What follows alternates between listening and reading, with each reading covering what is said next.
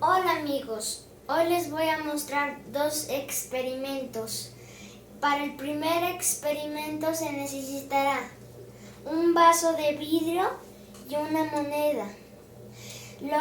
Antes de empezar el primer experimento no deben utilizar un vaso de plástico porque no se va a ver los efectos que va a hacer este experimento. Entonces, lo primero que debemos hacer será poner el vaso de vidrio con agua.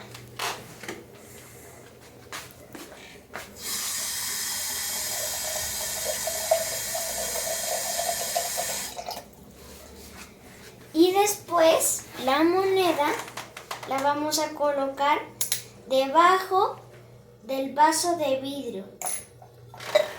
Y después cuando nos agachemos no la vamos a ver. No la vamos a ver. Por eso este experimento se llama la moneda fantasma. Pero cuando nos acercamos aquí arriba se la puede ver. Por eso este experimento se llama la moneda fantasma. Bueno amigos, yo sé que les ha gustado este experimento, ahora les vamos a mostrar el otro. Solo necesitamos una copa para este experimento. Y lo que necesitamos es esta copa de vidrio y ponerle agua.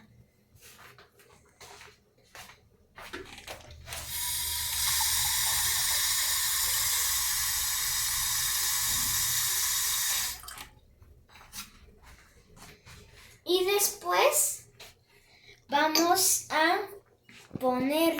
vamos a mojar nuestro dedo para que haga esto, miren.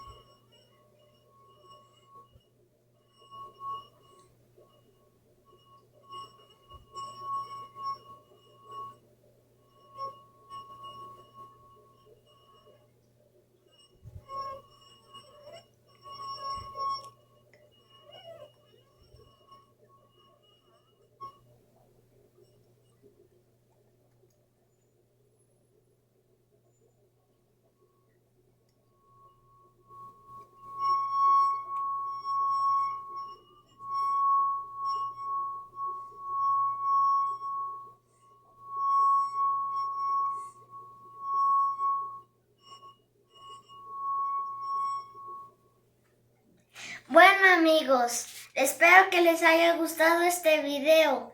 Denle like y suscríbanse. ¡Adiós!